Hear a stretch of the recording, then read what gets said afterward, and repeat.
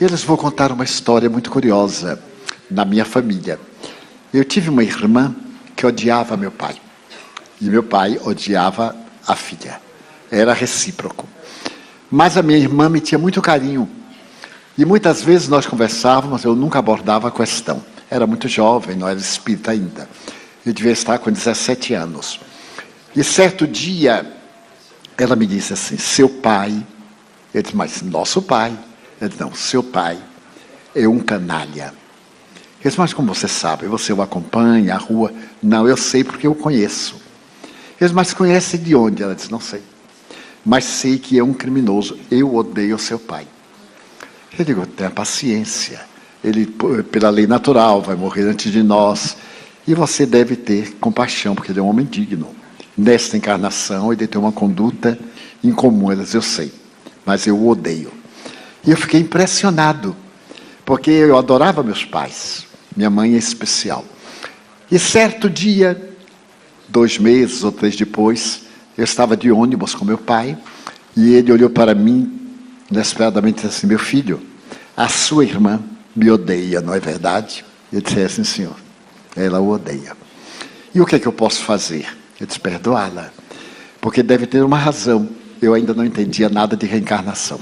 Era muito católico. Deve ter uma razão. Porque Deus programa tudo dentro de leis que às vezes nos escapam. Então eu percebi que ele estava chorando. Mudei de conversa. No dia seguinte, eu estava com ela em casa. Quando ela disse assim, seu pai está vindo aí. Ela captava o pensamento de meu pai a 1 quilômetro de distância. Era uma coisa incrível. Então ela disse, eu vou sair. Porque, embora morando na mesma casa, os dois nunca se encontravam. No corredor, na sala, no refeitório. Já eram todos adultos. Ela já era adulta, tinha mais de 30 anos. Muito bem. Passaram-se os anos, eu me tornei espírita. E percebi esse drama. Tinha razões espirituais. Tinha causa no passado. Quando eu trouxe a minha família para morar comigo em Salvador, porque eu sou do interior, sou de Feira de Santana, vieram meus pais e ela. E certo dia ela me disse, Di, à luz do Espiritismo, por que é que eu odeio tanto este homem? Eu disse, porque ele agiu mal com você. Você, minha mãe e ele são um triângulo amoroso. E você foi ludibriada nos seus sentimentos de mulher. Ele traiu a esposa, que é minha mãe. E você foi a pessoa que o atraiu e, por fim, lhe abandonou. Deixando em você a amargura. Você veio agora como filha para sublimar o amor. Ela me ouvia muito. Eu tinha muita paciência, porque também gostava muito de minha irmã. Passaram-se os anos, os meus pais envelheceram, e ela também. E eu convidei meus pais para ir morar conosco na Mansão do Caminho. Primeiro eu levei meu pai para acabar a área de conflito em casa. Ele ficava comigo na Mansão do Caminho, que é uma comunidade, e ele adoeceu gravemente. E os espíritos me disseram que ele ia desencarnar. Então eu fui à casa em que estava minha mãe e disse à minha irmã, vale a pena você ir falar com nosso pai. Não, ele não é meu pai. Eu digo, então minha mãe traiu. Se ele não é seu pai, ela teve relacionamento com outro homem. Não, mãe é digna. Eu digo, então não entendo. Como é que você nasceu sem um relacionamento? Ele é seu pai, você tem que reconhecer. Então ele está morrendo. Vamos acabar com essa farra, deixar isso para outra encarnação. Ele está tão frágil. Quando você o veja, vai ser tocada. E conseguir sensibilizá-la. Eu digo, você entra no quarto, pede perdão a ele e faz as pazes. Porque nunca brigaram. Era um ódio de infância. Ela disse, com uma condição, você fica comigo? Eu digo, fico. Levei-a e levei até o quarto. Ele estava no pré-coma. Eu disse, fale com ele. Ele vai conhecer sua voz. Quando ela começou a falar, ele despertou. Despertou e olhou bem para ela e reviu a cena no Casbah, na Argélia, onde haviam desenhado um drama muito infeliz. Ela como uma amante e minha mãe como uma esposa traída, um drama terrível. Ele aí pediu-lhe perdão. Com a voz estrangulada na garganta, ele pediu perdão. Ela pareceu acordar de um letargo de mais de 80 anos. Ela então abraçou e o chamou de pai pela primeira vez. E os dois fizeram as pazes naquele momento. Quando ele terminou de desencarnar, eu afastei-a para preparar para o sepultamento.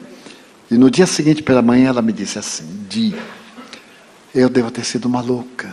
Como é que eu pude odiar este homem, sem saber de nada? Eu digo, tinha razões no seu inconsciente. Nós somos os atos que praticamos e que ficam arquivados em nosso perispírito, do corpo astral, como é muito conhecido. Mas graças a Deus, seu coração mudou. Eu disse, o que é que eu devo fazer para reparar o ódio que eu mantive? Eu disse, faça o bem. Eu disse, você permite que eu tome conta de crianças? Eu digo, não, você é muito temperamental. E de repente você vai me criar um grande problema na comunidade. Você é minha irmã, temos a nossa afeição, mas lá eu sou também irmão de todos. E não vou dar preferência a você. As pessoas vão usá-la para falar comigo, para pedir certas coisas que eu não vou concordar. Então o ideal, ela disse, então, eu irei morar na Mansão do Caminho. Irei trabalhar para as crianças mais infelizes.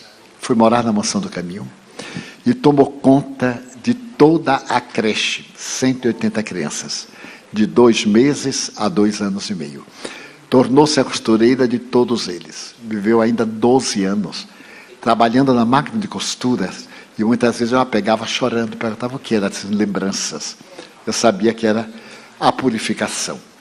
Então, muitas vezes estamos numa família que não é a que nós gostaríamos, é aquela com a qual nós temos débitos. Portanto, olhe os seus familiares difíceis com certa compaixão. É a força do amor. Jesus disse com uma beleza inapelável: o amor é capaz de sobrepujar todos os nossos débitos. E por muito amardes, os teus pecados são perdoados.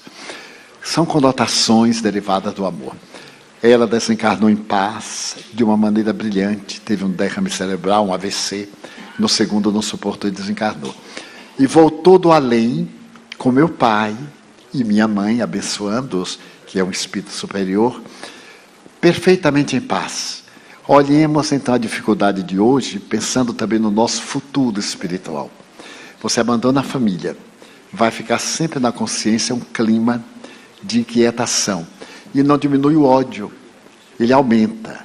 Com a presença vai indo e dilui, desde que você se comporte de maneira passiva, não é de maneira covarde, passiva, entendendo, desculpando. E eu digo isso com alguma autoridade, porque eu vivo numa comunidade de mais de 5.000 pessoas. Somente os nossos voluntários são 400. E lidar com pessoas de todos os temperamentos, ter paciência é um verdadeiro desafio. Eu confesso que uma das coisas mais difíceis é conviver social e espiritualmente com as criaturas. Vejamos São Francisco, aquele homem que mudou a história da civilização do Ocidente, o maior imitador de Jesus, e o Frei Elias que ele colocou lá dentro, que se tornou seu inimigo, que criou os piores embaraços na ordem, e depois da morte de Francisco foi excomungado pelo Papa, porque perverteu totalmente a ordem franciscana. Então nós estamos na Terra para nos apaziguarmos, para nos compreendermos, nos ajudarmos. E quando eu vejo a lei da caridade, eu coloco essa caridade moral acima de toda outra caridade. É caridade da água a quem tem sede, dá pão a quem tem fome, dá roupa a quem é nu.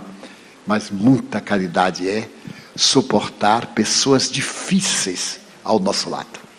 Sorrir e engolir, como se diz na gíria, engolir sapos, dando a impressão que está comendo caviar. E olhar, porque caviar é horrível. E olhar para as pessoas e notar que um dia nós seremos irmãos. Então sejamos irmãos desde agora. Como fazer para ser perdoado por um espírito abortado? Carrego esse remorso na alma. Carl Gustavo Jung, o pai da psiquiatria, um dos mais notáveis, na minha opinião, investigadores da psique humana, notem que ele, sendo materialista, mas de uma forma muito especial, cunhou esta frase: quando tu estiveres diante de uma alma mesmo que tenhas toda a sabedoria, toda a eloquência, não te esqueças que estás diante de uma alma. Ele apelava aí para a compaixão, a caridade, para a necessidade da cura através da bondade. Ele diria que diante desse remorso, como aconteceu no seu tempo, um grande número de mulheres, quando chegava ao período da transição orgânica, da menopausa, sempre apresentava o clímax da culpa dos abortos praticados na juventude. Porque naquela época, um relacionamento não conjugal era um crime hediondo, a sociedade hipócrita trabalhava contra, espezinhava a mulher, indignificava, a família botava para fora. Então muitas preferiam abortar, cometendo um crime pior. Hoje a sociedade é mais benigna, nós temos uma visão de direitos, até direitos do feto, já estão estabelecidos em lei. Se a pessoa cometer um equívoco desse, é muito grave, não há dúvida, mas não faça culpa. A culpa é uma tragédia dentro do nosso sentimento. Corrói-nos e termina por deixar miasmas cerebrais que se transformam em graves doenças. Faça o bem, qualquer tipo de bem. Deus é que vai reparar o nosso erro na contabilidade divina, não é a vítima. Se a vítima não foi aceita, há razões que nos escapam. Mas reabilite-se. Depois de um mal, vamos supor que valha 10 mil pontos negativos. E determinadas ações têm também um quantum. Esta ação vale 10, 20, 30 pontos. O bem que você fizer abate no mal que você fez. E não evoque. Foram circunstâncias momentâneas. Naquela época você pensava diferente. Então Deus não é aquele julgador monstruoso que se compraz na nossa infelicidade. Deus é amor. E se não for isso, Ele não mandaria Jesus imolar-se numa cruz para nos ensinar coragem e compaixão daqueles que ignoram. Faça o bem, todo o bem possível. Eu lido muito com isso, porque eu atendo pessoas, e já atendi mais de 1.500.000, de uma a uma, segundo o estatístico amigo meu, que fez pesquisas. São 70 anos de contato com o público, ouvindo 5 vezes por semana, lá na Mansão do Caminho, filas intermináveis. Então, o que mais me espantou foi uma moça que fez 16 abortos. Ela mantinha relacionamento com um homem casado, e ambos eram muito potentes, ela fecundava com facilidade e abortava. Teve um câncer de colo de útero, de tantas experiências realizadas nos abortos provocados. E então eu falei para ela fazer a experiência, volte-se para o bem, em homenagem àqueles que você impediu de renascer. E ela ouviu. Era uma pessoa que tinha independência econômica, ainda estava relativamente jovem, porque 50 anos para mim é adolescente. E hoje é uma pessoa com os 80, mas se tornou um verdadeiro anjo tutelar. Então a divindade nos olha pelo bem que nós fazemos. E Kardec, na codificação, diz, a intenção é que vale. Não adianta fazermos uma coisa por fazer. A nossa intenção tem que ser saudável. Nós deveremos sentir o problema do próximo. É tão curioso. São experiências humanas que eu tenho passado, dias e noites por causa da mediunidade. A mediunidade não tem hora, não tem dia, não é na sessão, é a todo momento. Estamos conversando com as pessoas, eles interferem. Eu vejo, eu fico calado, porque não vamos ficar fazendo propaganda de fenômeno mediúnico. Mas então o bom pensamento, a boa intenção, voltarmos para o bem, produzirmos oxitocina, que é a substância do amor.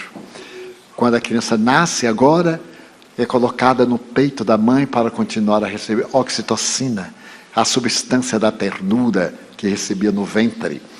Então vamos ampliar a nossa capacidade de oxitocina. Vamos sorrir mais, apertar as mãos da pessoa. Eu me lembro dos anos 80, na Califórnia, em São Francisco, a terapia do abraço. Criou-se a terapia do abraço. Mas gente não é gente. E logo se aproveitou da terapia do abraço para tirar uma lascadinha. Mas nós podemos fazer isso de uma maneira saudável, fazendo bem. Quem tiver facilidade de escrever, coloque coisas boas no Face para suplantarmos a onda do mal. Tem Tem tanta gente boa na Terra, praticando o bem, anônima. Eu sempre me deparo com pessoas de uma generosidade incomum, mas todos anônimos, porque o bem é discreto. Calça sandália de veludo para não chamar a atenção. O mal é bulhento. Estamos aqui em silêncio. Ninguém dirá que passe na porta quantos somos. Mas se 3 pessoas gritarem e chamar a atenção, dá a impressão que aqui é uma algazarra, que somos todos uns loucos. Daí continuemos na prática do bem. E transformemos aquele momento infeliz numa oportunidade redentora. Sem culpa. Tiremos esse autocastigo que nos afligimos. Eu confesso de todo o coração que tenho errado, mas não carrego culpa. Eu me justifico, dou logo uma baianada e digo para Deus, o Senhor sabe, se eu errei foi porque tropecei. E a gente só vai adiante depois da queda. Então, do ponto de vista pedagógico, o erro é também um método que nos ensina o erro para o acerto.